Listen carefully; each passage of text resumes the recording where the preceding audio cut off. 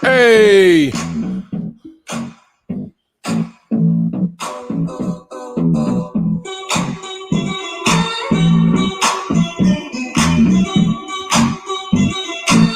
Let's go. Hit the beat.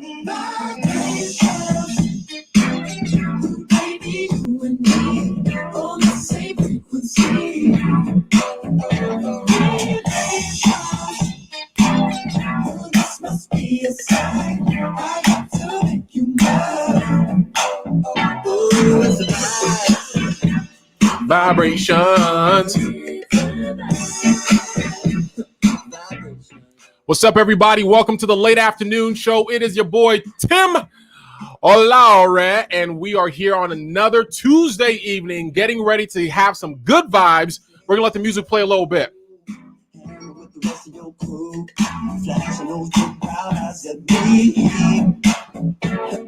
As I was walking by, saw that your throat was dry. Sees a good opportunity. Oh yeah, hey, electric magnetism in the air. Call me out of nowhere. I'm buzzing like guitars and rock and roll. All we want is good vibrations.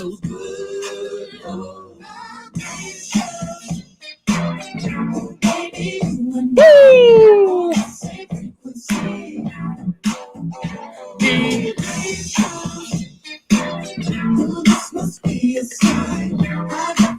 If you don't know, this is the type of energy that we're bringing to the late afternoon show. Let us know if you are joining us live on Facebook, on LinkedIn, on YouTube. Let us know where you're joining us from, your city, your state, your town, whatever it is. We want to see where the meaningful work community is joining us from. Let's finish this song out. Hey, vibrations, baby.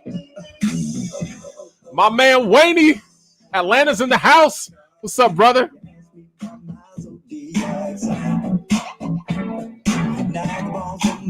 I gotta stand up for this. Come on, man. Get this shit. Hey, oh, there we go. Hey. Electric magnetism in the air. Caught me out of the way. Hey. I must have met you a lifetime ago. Hey, you give me those good. Oh.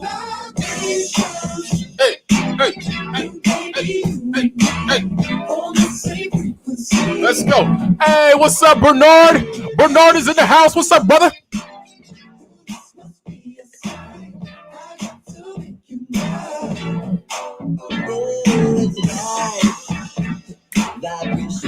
Vibes, baby.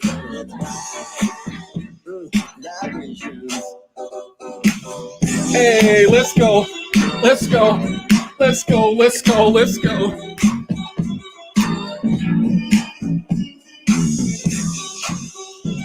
Got my Topo Chico.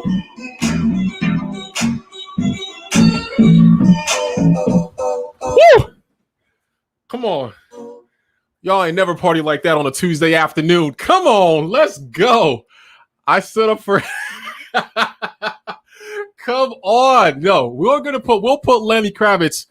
We'll put him in the house. One of these days, I'm just gonna play all of my favorite jams, and you guys are just gonna have to bear with me. Because I like to keep it in a good mood. I'm out of breath. Whew. Lord, your boy's getting old. My wife was so gracious. She saw me sweating so much on the last show. She gave me a nice little cup of ice water and a napkin because I'm out here in the shed in Sacramento. It is in the hundreds, not ideal for shed life. And I don't have an AC yet. But shout out to my wife, Lydia, for looking out for your boy. On the late afternoon show, I am so excited to see you guys tonight. I am so excited to talk with our guests. This is the first time that we are having multiple guests on the late afternoon show. We are having multiple guests on the late afternoon show. I think that deserves an applause. Yes. Settle down. We are having multiple guests here on the late afternoon show. We have the Patrick Shuermann from Vandy Stand Up. And we have some of the folks from his class. He has a master's program that he teaches there at Vandy, and we got an alumni, we got a current student. So we're going to be talking about education. We're going to be talking about meaningful work. It is going to be a whole vibe. If you have questions, please put them in the chat. Let us know. Mind you that there is a little bit of a gap, a little bit of a delay, and when we see it coming across, we will try to answer all your questions. But without further ado, I want to make sure we maximize our time with Mr. Patrick and the gang. So let me get my audience. Audience, are you ready? I'm talking to an audience over here. Ladies and gentlemen, let us welcome to the stage. Let's get our laugh track and audience track going. Oh, there they are. Yay! What up, T? Settle down, guys. Settle down. They want to talk. What's up, guys? How you living? We're doing great. Well, thank you. Yo, it's a beautiful Tuesday afternoon. A beautiful Tuesday afternoon. I've always wanted to. I love this little applause thing that I got because I love to see people's reactions, because when you see it live, when you are watching Ellen or Oprah or all these things, and like they're coming out and the people are clapping, like they're trying to quiet them down, but it's like they don't really want them to be quiet. It's like, whoa, stop, but keep going. Oh, stop, keep going. So we're trying to duplicate and replicate as much as we can in our digital world. What's the weather like out in Nashville today, guys? Oh. It's like 81 degrees, and it's the golden hour right now. It's pretty fantastic. Yeah. 75, brother. 75. 75. California right now. You guys are doing California. That's LA weather. That's San Diego weather right now. Yeah. Man, you guys are living the dream. And is it moist? Is it dry? Like what does it feel like? It's pretty breezy. It's a little it's unusual for mid-June, end of June, but we're taking it. We're loving it. Are you cold, Patrick? I was, bro. I got my hoodie on, man. We got somebody sleeveless. We got a hoodie. Like we're just experiencing all the temperatures here today. But we are so excited to see you. I mean, I know we had originally planned to have you guys outside so we can see the beautiful buildings, see the rolling grass. But then was it helicopters that came by or what happened? Yeah, right across the street, man, there's the Vanderbilt Medical Center Life Flight Towers. They got about 5 helicopter pads, and they're just going nonstop. So, yeah man. Yeah. It would have been our vibe. Yo, it's okay. Yeah, we don't want to spoil the vibe. Yeah, so I appreciate you looking out for the vibe. Patrick. So what we like to do to introduce folks. So we talked about you guys are from Vanderbilt, one of our nation's best schools. And you guys are out here representing the Independent School Leadership Program. But one of the I need to have a that's going to be the next one I need to download over here. But we're going to get into that in a little bit. But one of the questions I love to ask folks in lieu of an introduction is, what are you famous for? What are you famous for? So it could be your career. It could be your job. It could also be that you're a taco aficionado. It could be that you're a phenomenal ballroom dancer. Whatever it is in your circles that you are famous for, I want you guys to let us and our listeners know, who are you and what are you famous for? No particular order. Go. You know what? Hopefully after today, we're famous for being on your show, Tim. So that's what I'm hoping. Hey. Yes. I love it. I would say in my circle, I'm famous for maybe just telling it like it is. And when things get quiet, I'm really good at breaking the silence with something goofy, something silly. Nice. Yeah. Nice. I love that. What about you, sir? I think you're famous for your dip. That dip you made at our orientation. Oh, no. That was solid. I can bake a mean pie. I need an organ. There's so many things that I need to add. Like, yes. What kind of pies do you make? Oh, peaches. Peaches are in season right now, and my peach pie is a Southern delight. I can't believe I didn't say that first off. Yeah. You know what I love is I love how she leans in every single time she talks about like what she's famous for. She's like, "Yo, guys, get out of my way! What? Clear the way." So thank you. So Patrick, we didn't hear yours, man. You were talking about her dip and her pies. What are you famous for, man? There we go.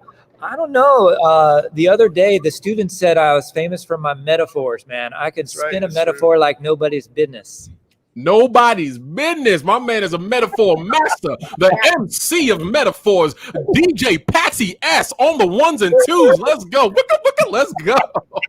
I love it. I love it. So, Patrick, you're leading the program there at the master's program there at Vanderbilt. Why don't you, our guests, introduce themselves and how they fit into the program there at Vandy? Yeah. So I'll just briefly introduce the two of them and let them say a little bit more about their work. But Dom is in the program currently. This is a program designed for folks working in the independent school world as teachers, as deans, as department chairs, division heads, heads of schools, but folks who want to just be meaningful contributors to their school communities. In this past year, Dom engaged in an action research project that was helping his school community take the work around diversity, equity, and inclusivity seriously. And he did an amazing job. And at the end, it's like, it's time for action, right? Nice. And so that's Dom, and he'll tell you a little bit more about that work. Nice. Suzanne's an alumni of the program, and she has had an amazing career in independent schools, and now she's working with this amazing organization to move mountains, and she is their director of curricular innovation and instructional excellence, and she is building out the first curriculum for the country of South Sudan, working with folks from all the tribes, all the villages, Sudan, all the layers. Sudan, yeah. South Sudan, right there at the border in the Nuba Mountains.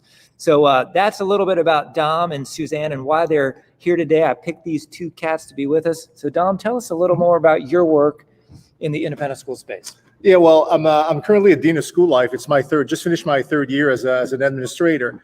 And when I joined this cohort last year, what I started focusing on is diversity, equity, and inclusivity. And I was really attracted to that. We did some research with two members of my cohort and started looking at inequities.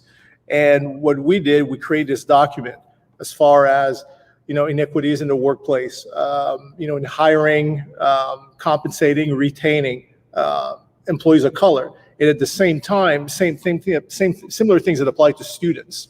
And what I did is it actually turned this paper to my head of school.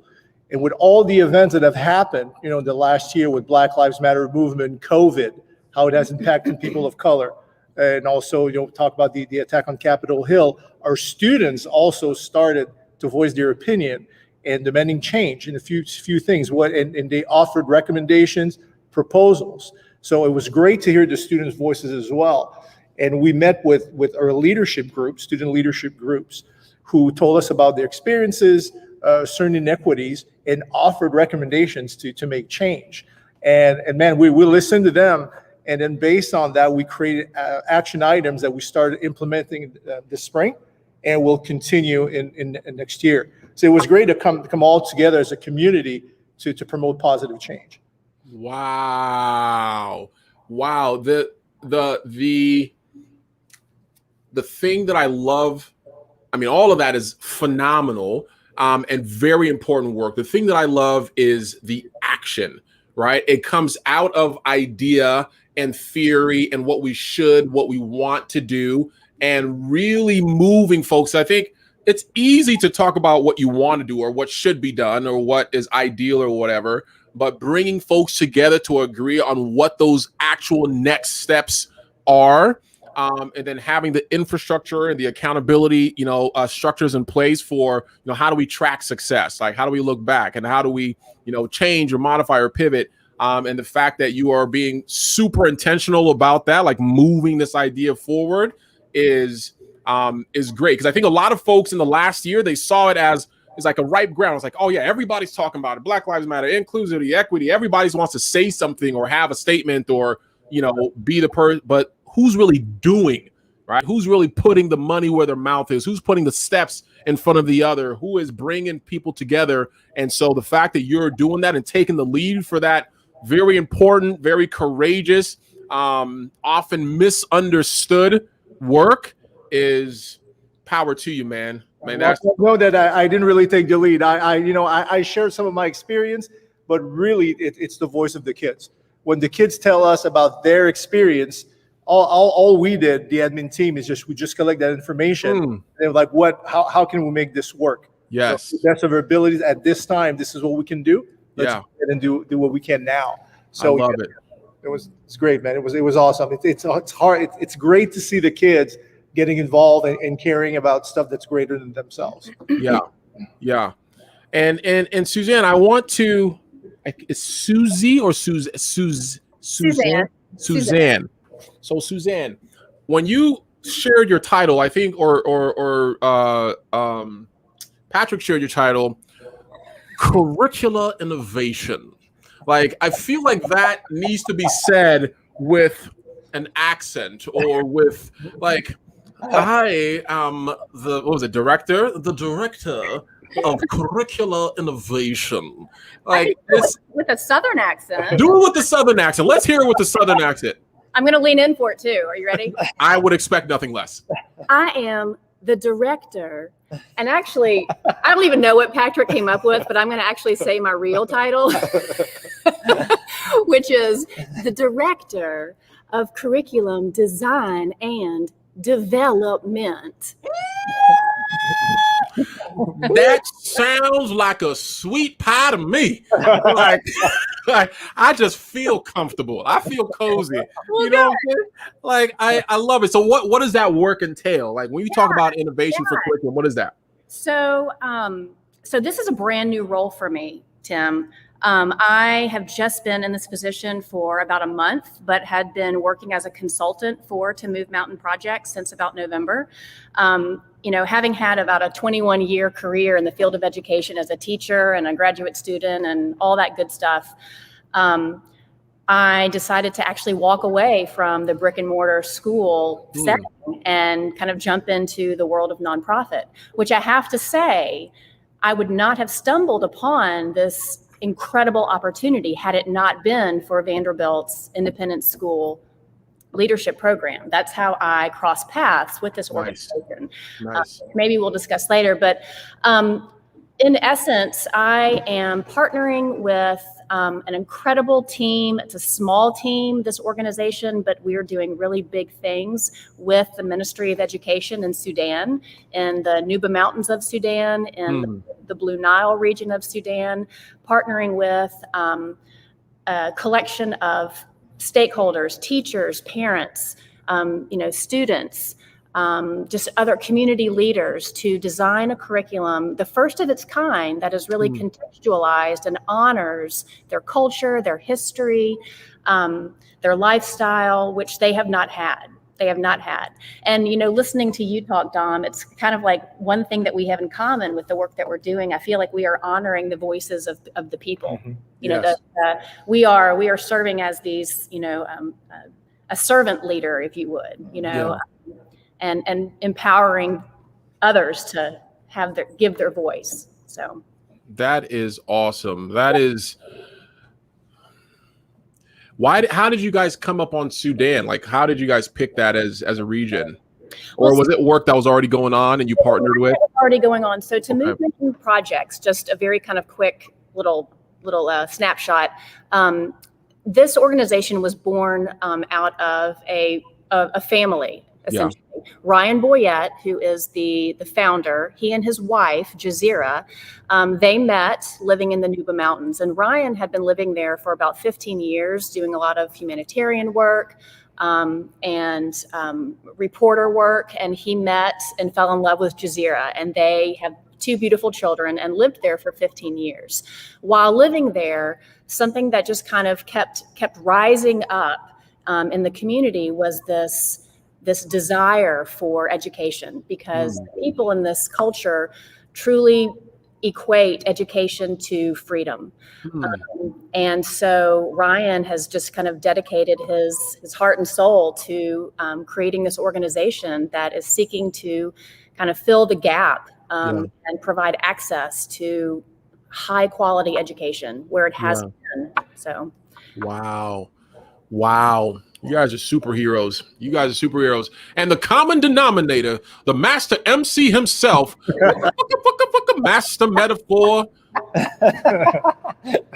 and so what so you are leading the program, the master's program of independent school leadership. You've met with these phenomenal alumni and current students, and what excites you the most about the work that you do, Professor Shuermann? Oh man, this work I feel like is all about helping individuals then help their communities ensure that everyone within their community has that voice, is able to deeply and fully participate in the valued practices of that community. Yeah.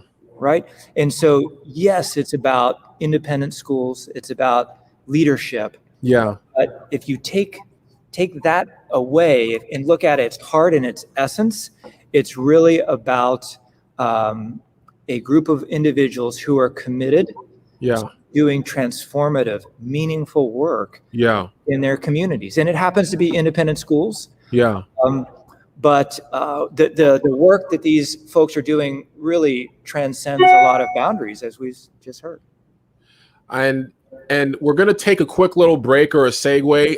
And when we come back, what I want to talk about is what you guys, the common thing that I'm hearing what you guys are saying is outside of just the education, the schooling, it's about community impact. And you guys are vehicles or agents of change for community impact using the school platform. And I want to talk a little bit about that in a second, but we're going to have a little fun segue here. We're going to play this little team building activity game. Hopefully I can pull it up. We all know how much people love team building activities. That's like the favorite of schools in corporate America. So you got us out. So we are going to try and see as many. Well, let's see. Let's do this. I'm going to share my screen here and see if I can pull this up. It's now lagging something serious. All right, let us do this. All right, I'm going to share. We're going to put this and boom. All right, so this activity. So what the point of the game, if we were like actually playing this game, this is something that I did for our team here during orientation. And the goal here, why is it not moving? There we go. Is to see how many things we have in common, and you get more points for the more complex things here.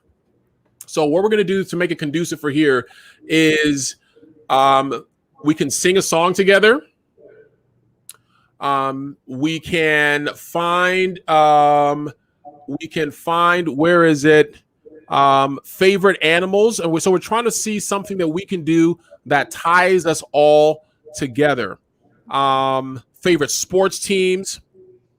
I definitely want to sing a song together. You had me at sing a song together. I pitched that at first, let it just have the bug in your ear. So I think we should try for that. So can I request the song to be in French, Tim? Because I'm French Canadian. I would love to sing in French. Do you want to do special music? Do you want to do a solo? No, I'm fine, bro. No, I'm not sure. I definitely don't want to do a solo. So let's do, since that's what we decided that we're going to do, I'm going to bring it back to our screen together. What song? It has to be a very short song. Where's my other slipper? A very short song that we can sing together because we are now a quartet. This is the Meaningful Work Quartet. Yeah, that would be good. I don't know. No, come on, we got to do something better than Twinkle Twinkle. Amazing Grace. I don't know. No, we all have to know. We all have to know it. The Country Roads. No. Oh, you're in the South. Once Patrick's suggesting it, everybody's like, nah. Three Southern songs. Throwing all this goodness out there and getting Like, shut no. down.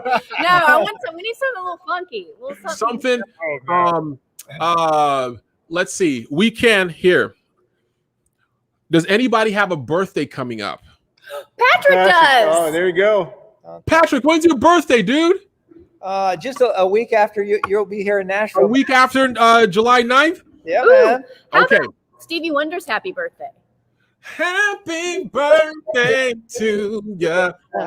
Happy birthday. Keep going. It's going to be a little lagging. Happy birthday. Happy birthday to you. Come on. You can sing for real, though. She's singing for real. Like, You can sing for real. This is amazing. I wanted to Y'all. I'm speechless now. I know. I wanted to stop and just let her keep going, but then she stopped.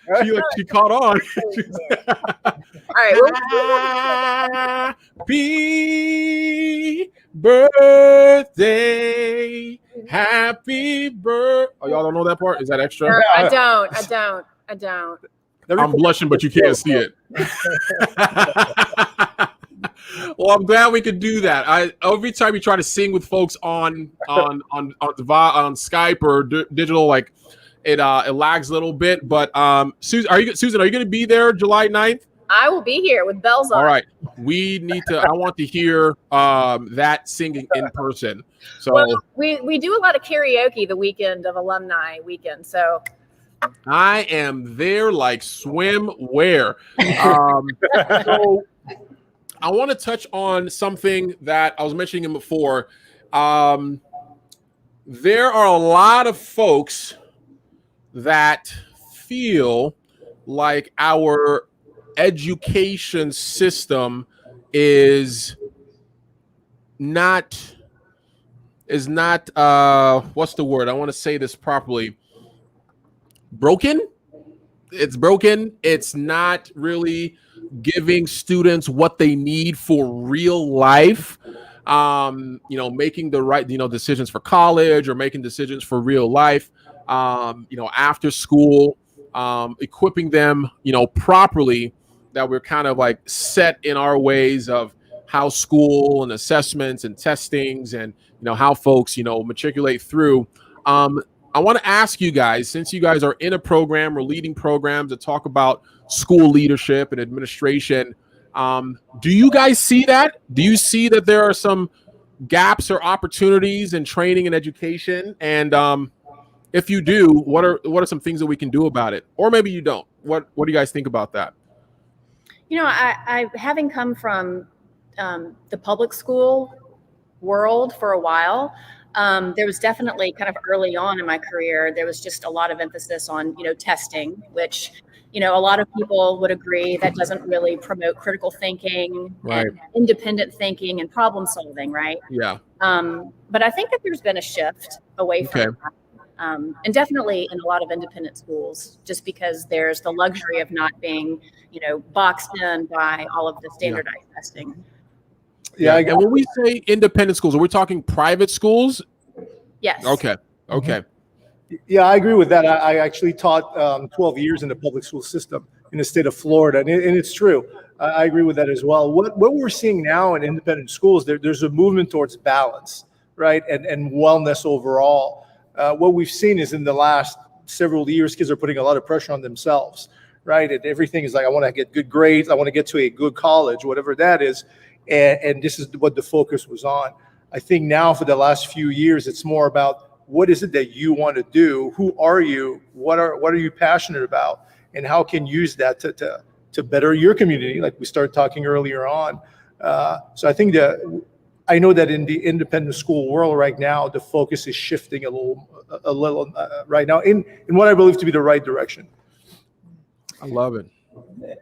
And Tim, as you look at, public schools, charter schools, independent schools, across the board, K-12 education is still in many ways seeking to prepare students for colleges who are looking for things that are still focused in the traditional content areas, right? Mm-hmm. And so this is where we're seeing some wonderful work and innovation around programs that are seeking to focus on those real world and life skills that are essential to thrive in college and in life. And so the individual who introduced you and I, right, one of the alumni of our program, Rutledge Long, has created this incredible program, Parachute Bridge, that provides that bridge and that scaffolding between high school and college, and for people as they're transitioning in their lives. And so those are the skills and attributes is what we're finding are essential to thrive in life, much more than knowledge and content, which we can all get right here. You know?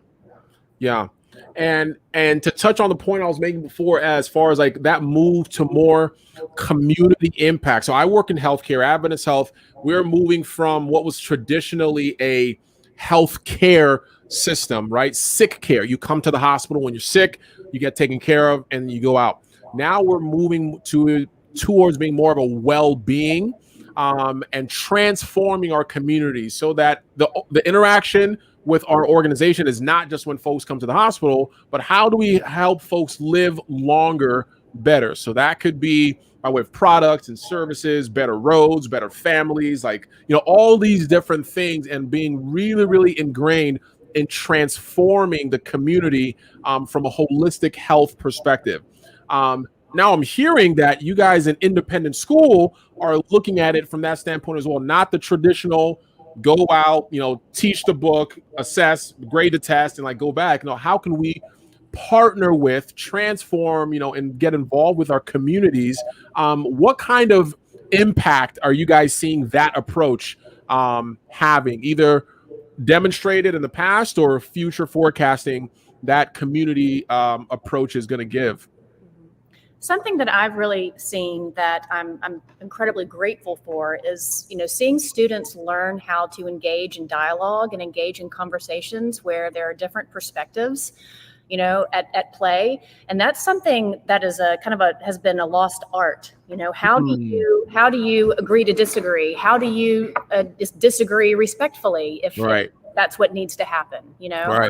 How do you interact with a diverse population, right? So and just having those communication skills, something that I see practiced a lot more in classroom spaces. A lot of classroom dialogue, a lot of really rich talking tools. That was something that was really missing early on when I was teaching, very much just teach the content instead of really just giving students an opportunity to discuss about what they're learning and then, what thoughts they have to bring to the table about it.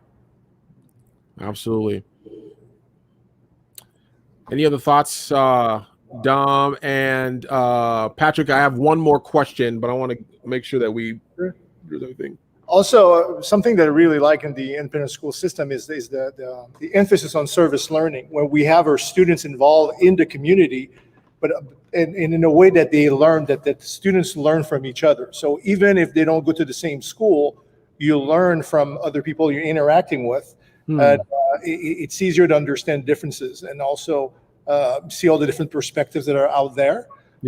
Which to me is really important. So it's not necessarily just helping out, right? It's a team effort where students work together and learn from each other. I love that.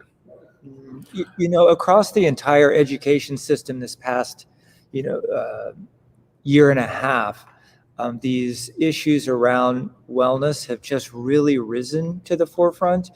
And what I'm seeing in what, I experience in the school where I'm on a board, and I know, Tim, you're on an independent school board as well, right? As we're thinking about our strategic plan, we went through a process last year, and a relentless focus on social and emotional wellness as a core pillar of who we want to continue to be as a community is becoming more and more common, which I think is just a beautiful thing. To look beyond the academic experience in educating students' minds to really look at our social and emotional well-being is critical. It is. It's the whole person, right? It's whole person healing, whole person education, looking at them from that holistic perspective. I just want to give a shout out to folks that are in our chat watching us live. Bernard, what is up? Rena, one of my favorite ladies here on the interwebs. Wayne, thank you guys so much for interacting and so much for joining us. Here we come to the I've taken on this moniker of Mr. Meaningful Work since last year. And it was really for myself. It was very selfish, trying to figure out, why am I always pulling myself in so many directions? Why can I focus? Even if I have a stable job, I'm always, 5 or 6 side hustles. What is meaningful work for me? So I took on this moniker of Mr. Meaningful Work. And I've been asking folks, what is meaningful work to you? And how do you apply it? So do you guys have an answer for what meaningful work is?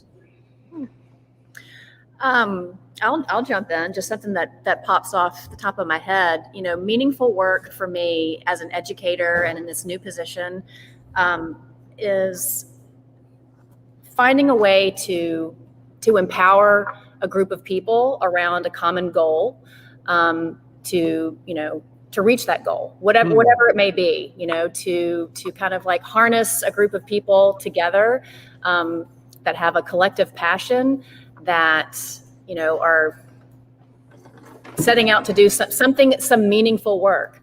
Yeah. But for me, it's really kind of just engaging in some sort of collaborative process, right, for a shared goal. Like that is meaningful work for me, that to accomplish something that's going to have a sustainable impact. To me, meaningful work is when you drive back home, right? After a long day of work and you're exhausted and then you just can't wait to sit on your couch. But then as you're driving, you're like, you know what? Today was hard. It was tough, but it was meaningful, and it impacted people. And to me, that's the greatest reward. And this is why I love being an educator. Yeah. Pretty much every night as I drive home, this is how I feel. Yes. I love it. I love it.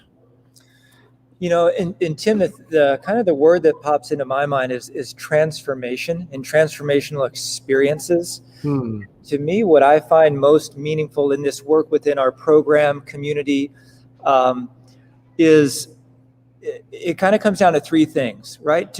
I think to be a part meaningful work, we have to be willing to be uncomfortable, right? We've got to push ourselves beyond our comfort zones. Otherwise, we're engaged where we are comfortable and we're not learning a whole lot. So I think meaningful work is about pushing yourself and helping others get out of their comfort zones. And then the next step is then making sense of that. Why was I uncomfortable in that experience? And then the third piece is to really help them then to kind of understand our own identity in a new way, right? And so meaningful work is about individuals and groups having a different sense of what their life is about and can be about, and how they can help impact change in others, right? And so that's not, tied to any particular field of study. It's just a way you look at your work, going into uncomfortable situations individually and together, being vulnerable, being transparent, trying to make sense of why we're struggling in this, and then how it can enhance the way we think about our own identity and what we're capable of doing. And I think this program has been an opportunity for all of us to do that. Man, we're gonna, we're already at 38 minutes, and I know you guys we're gonna have to unpack that, because I just thought of like 6 more questions just based on each one of yours definitions of meaningful work, and some examples of how we apply those things. I love Dom's example of, you put it all out there, you're exhausted, like you gave it your all, but it wasn't for nothing, right? It wasn't. It was to impact people, transformational.